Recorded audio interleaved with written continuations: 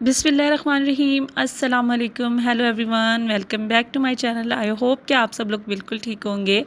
अल्हम्दुलिल्लाह मैं भी बिल्कुल ठीक हूँ। पहले तो बहुत बहुत शुक्रिया कि मेरे चैनल को आप लोग सब्सक्राइब कर रहे हैं। मेरे सब्सक्राइबर जो नए नए आए हैं उनका बहुत बहुत शुक्रिया। तहे दिल से मैं उनकी शुक्रगुज़ार हूँ और इस नेकी का अजर आपको अल्लाह पाक ज़रूर दें। मेरी हर नमाज में आप लोगों के लिए बहुत सारी दुआएं हैं जो आप लोग दुआओं का कहते हैं, तो यकीन जाने मेरी हर नमाज में, मेरी हर इबादत में आप लोगों के नाम शामिल हैं। इंशाल्लाह मैं आप लोगों के लिए दुआ करती रहूँगी और जो बे औलाद हैं अल्लाह पाक उनको औलाद जैसी नेमत से नवाजें। आमीन सुम आमीन। जिनकी भी दुख तकलीफ़ें परेशानियाँ गम हैं वो सारे ख़त्म हो जाएं और अल्लाह पाक आप लोगों को अपने हिफ्ज़ व अमान में रखें जी। आमीन सुम आमीन। यहाँ पे सुबह का टाइम है और मेरे घर में एक ही टाइम बनता है खाना, मतलब सालन जो भी होता है वो एक ही टाइम बनता है। तो सुबह और दोपहर और रात का अलग अलग कुछ भी नहीं बनता। तो आज बच्चों का दिल था मैक्रोनी पे और मैं हफ्ते में 1.5 किलो चिकन मंगा लेती हूँ और थोड़ा थोड़ा करके इस तरह से यूज़ करती रहती हूँ ताकि खानों में टेस्ट चिकन का आता रहे और बच्चे खाते रहें, क्योंकि बच्चों को चिकन बहुत ज़्यादा पसंद है। तो पूरे हफ्ते में मैं 1.5 किलो चिकन बनाती हूँ। यहाँ पे मैक्रोनी खा ली थी। दोपहर का टाइम था और फ़ालसों के बाग में भी मैं आप लोगों को लेके चलूँगी बहुत जल्द। वहाँ से ये फ़ालसे तोड़ के लाए थे हम लोग और यहाँ पे मैं नमक डाल के और सारे काम करके जब थक गई थी ना, तो यहाँ पे अब मैंने सोचा थोड़ा सा नमक डाल के फ़ालसों को खाया जाए। मुझे तो बड़े पसंद है। आप लोगों को कैसे लगते हैं आप लोग मुझे कमेंट सेक्शन में ज़रूर बताइएगा। और ये मौसम का फल है। यहाँ पे मैं अभी काम वगैरह कर रही थी। ये वाला सूट हुरम का मैंने बनाया था, खुद ही स्टिच भी किया है और इसके ऊपर एम्ब्रॉयडरी भी खुद की है, हैंड वर्क हुआ हुआ है। और यहाँ पे हुरम को मेहंदी लगाई थी तो मैं वो भी आप लोगों को दिखा रही थी। अच्छा जी, बिना टाइम वेस्ट किए बातें तो साथ साथ चलती रहेंगी अपनी, लेकिन जो आज का टॉपिक है ना उस पे बात करेंगे। थंबनेल तो आप लोग देख के आए होंगे और यकीन जाने इस कदर गुस्सा आया हुआ है, इस कदर गुस्सा आया हुआ है कि दिल करता है कि बस जितना भी गुस्सा है वो निकाल दूं सारा इसी व्लॉग में। लेकिन नहीं, हर एक चीज़ का कोई दायरा और कोई लिमिट होती है, तो उसी लिमिट के अंदर रहकर बात करेंगे आप और अदाब और लिहाज के साथ बिल्कुल। क्योंकि ये जो लफ्ज़ है ना, ये जो ज़ुबान है, ये इंसान को फ़र्श से उठाकर अर्श पे भी यही बिठाती है और यही ज़ुबान जो है वो अर्श से ऊपर नीचे ज़मीन पर भी यही गिराती है। तो इंसान की तरबियत जो है वो ज़ुबान से अक्कासी होती है। तरबियत की कि इंसान के की जो तरबियत है ना वो किस तरह से की गई है। तो जी, आज हम लोग करने वाले हैं मिंटू व्लॉग्स पे बात और उसके ऊपर रिएक्शन देने वाली हूँ मैं। और आप लोगों की और वाईटी की ज़ुबान में इसको रिएक्शन कहा जाता है, लेकिन मैं तो इसको कहती हूँ जो मैंने देखा ना और जो मेरे दिल में है अब इसको मैं निकाल दूँ। वो लोग वैसे तो किसी तारुफ़ के मोहताज हैं नहीं। मिंटू व्लॉग्स ने जो है, मिंटू व्लॉग्स के मिंटू ने जो है वो कुकड़ियों के काम से जो है वो यूट्यूब चैनल का आगाज़ किया कि किस तरह से मुर्गियां पाली जाती हैं और किस तरह से इनसे मुनाफा हासिल किया जाता है। उसके बाद जो है फिर उन्होंने जब उनकी 2-4 वीडियोस वायरल हुई, उसके बाद उन्हें एक वीडियो बनाई जहाँ जो मैंने भी देखी थी कि जी मेरी फ़र्स्ट पेमेंट आ गई है यूट्यूब की और यूट्यूब से लाखों कमाए जा सकते हैं। उसके बाद फिर वो लेकर आ गए अपनी फैमिली को। हालांकि ये ख़ुद भी टीचर थे और इनकी जो बेगम है वो भी स्कूल में टीचर थी। अच्छा खासा ये दोनों जो है वो अपनी जो लाइफ है उसको सेट इन्होंने किया हुआ था और टीचिंग की ये लोग जॉब करते थे। उसके बाद इन्होंने जो है फिर अपने 2 चैनल बना लिए। फिर इनके अपने ख़ानदान वालों के चैनल भी बनना स्टार्ट हो गए जिसमें इनके भाई शामिल हैं। और इनके भाई एक ऐसे हैं कि जिनका बच्चा माशाल्लाह से बहुत ज़्यादा सेहतमंद है। फिर उस बच्चे की सेहत के ऊपर भी इन्होंने एक चैनल बनाया। फिर इन्होंने अपनी बुज़ुर्ग माँ जो हैं उनके ऊपर भी एक चैनल बनाया। इस तरह से करते कराते इन्हीं के घर के अंदर जो है वो 7 से 8 चैनल बन चुके हैं और उसके ऊपर ये अर्निंग कर रहे थे अच्छी खासी। और अल्हम्दुलिल्लाह इसमें कोई बुराई नहीं है, अच्छी बात है कि इनके घर में जो है वो यूट्यूब से इनकम आ रही थी और सब कुछ हो रहा था। फिर इन्होंने जो है वो स्कूल को रफ़ा दफ़ा किया, स्कूल की नौकरी को।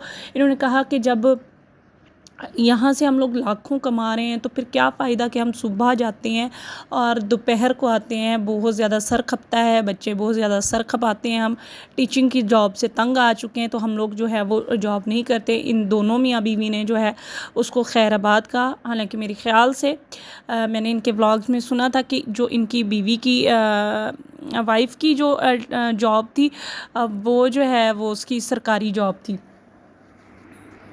मतलब कि गवर्नमेंट की जॉब थी। अच्छा जी, जो हमारा कुरान पाक अफ़ज़ल तरीन दुनिया की किताब है, उसमें भी अल्लाह पाक ने इरशाद फरमाया है कि माँ बाप से भी ज़्यादा अगर किसी की इज़्ज़त करो तो वो असातिज़ा हैं, वो टीचर्स हैं। माँ बाप, आप देख लें कि माँ बाप का अगर वजूद है तो फिर हमारा वजूद है। माँ बाप हमारे लिए क्या कुछ करते हैं, लेकिन उनसे भी ज़्यादा अगर इज़्ज़त करने का हुक्म है तो वो टीचर हैं, असातिज़ा हैं।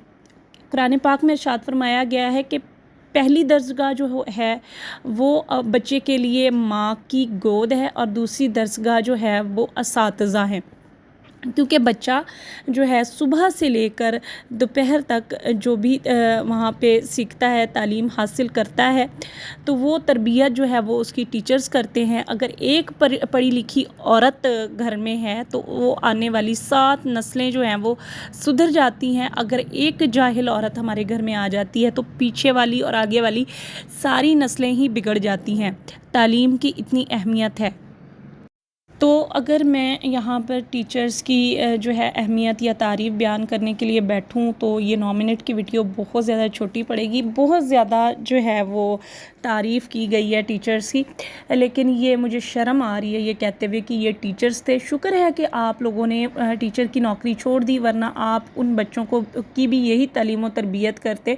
या मैं उनकी वाइफ़ के बारे में कहना चाहूँगी कि आप जो बच्चियाँ वहाँ पर आती थीं उनकी भी यही तालीम व तरबियत करती कि वो इस तरह से जुल्फ़ें खुली छोड़कर, जो कि हमारे दीन के, हमारे इस्लाम के ख़िलाफ़ है, जो कि आप जितनी भी बेहयाई और आपने गंद मचा रखा है इस यूट्यूब पर, मेरा नहीं ख्याल कि किसी और फैमिली ने मचा रखा होगा जो कि आपने मचाया हुआ है इतना गंद।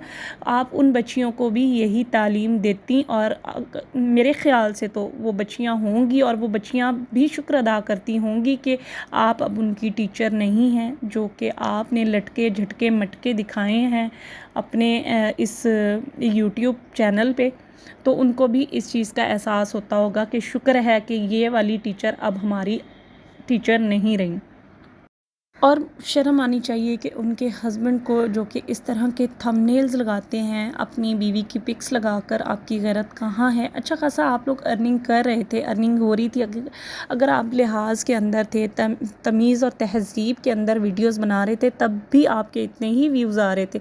लेकिन आपके अंदर जो पैसे की हवस है, जो डॉलर्स की हवस है, उसने आपको इतना गिरा दिया कि आप अपने इस्लाम को भूल गए, आप अपनी जो है वो कल्चर को भूल गए, आप अपने मुल्क की इज़्ज़त को भूल गए। मेरे ख़्याल से जितने भी पड़ोसी मुल्क या बाहर बैठे हैं लोग, मुसलमान बहन भाई जो हमारे बैठे हैं, वो लोग अगर यूट्यूब खोलते होंगे तो उनको शर्म आ जाती होगी ये कहते हुए कि ये हमारे वतन के यूट्यूबर्स हैं जो कि इस तरह से ये सब कुछ कर रहे हैं। ये पैसा कब तक रहेगा? मैं उस औरत से ये कहना चाहूँगी कि अगर आपके हस्बैंड भी आपको इस कदर मजबूर कर रहे हैं कि इस तरह की हरकतें करो, इस तरह से लड़ाई झगड़े करो और ये वाला कंटेंट, क्योंकि आप लोगों के पास, आप लोगों की किताब में जो आप लोगों ने मियाँ बीवी ने बैठ के लिखी है ना, वो किताब जो है, अब वो उसमें जितने भी पन्ने थे उनके कंटेंट जो आप लोगों ने बना रखे थे वो सारे ख़त्म हो गए हैं। अब एक ही कंटेंट रहा है कि मियाँ बीवी का झगड़ा, बर्तन तोड़ना, बेहयाई फैलाना और इस तरह से लेट कर जो है हाय हाय मचाना कि मेरे घर वालों को बुला दो, मेरी हालत ख़राब। मतलब कि कुछ तो इस चीज़ की शर्म करो, कुछ तो आप इस चीज़ की गैरत करो कि आप आखिरत में क्या अमालनामा पेश करेंगी अपना। आप अगर बच्चियों को सबक देना ही चाहती हैं तो कुछ अच्छा सिखा दें। ये क्या सबक आप दे रही हैं और आप कह रही हैं कि अपने हक़ के लिए इस तरह से आवाज़ उठाई जाती है। आपने अपनी वीडियोस में कहा है कि अपने हक़ के लिए अपने मियाँ से इस तरह से झगड़ो। ये आप किस तरह का सबक दे रही हैं? क्या अगर आपकी बेटी हो जाती है तो आप अपनी बेटी को भी इस तरह का सबक देंगी? बहुत तारीफ़ है इन दोनों मियाँ बीवी की बयान करने के लिए, लेकिन वक्त बहुत कम होता है। अब 10 मिनट की वीडियो हो चुकी है, तो मेरे ख़्याल से आज के लिए बस इतना काफ़ी था। इंशाल्लाह नेक्स्ट व्लॉग में फिर इस टॉपिक पे भी बात करेंगे। अच्छा, ये हुरम का मैंने फ़्रॉक स्टिच किया था, क्योंकि गर्मियाँ आ चुकी हैं और मेरी कोशिश होती है कि मैं रोज़ एक फ़्रॉक इसके लिए स्टिच करूँ, क्योंकि गर्मियों में बच्चों के जितने ही कपड़े हों वो कम होते हैं। छोटे छोटे कट पीस मेरे पास बच जाते हैं कपड़ों में से, तो मैं फिर वो रख लेती हूँ और उनसे पूछ लेती हूँ। जिनके बच्चे होते हैं वो तो ले जाते हैं, लेकिन जिनके बच्चे नहीं होते तो वो खुद ही कह देते हैं कि आप हुरम के लिए स्टिच कर लीजिएगा। तो मैं इस तरह से हुरम के लिए स्टिच कर देती हूँ। आप लोगों में से कोई भी अगर मेरे चैनल पे न्यू है तो आप लोग ज़रूर मेरे चैनल को सब्सक्राइब कर लीजिएगा। जो पुराने हैं उनका बहुत शुक्रिया, क्योंकि मुझे लग रहा है अब वो दिन दूर नहीं कि हमारी भी लाइफ चेंज होगी। अच्छा जी।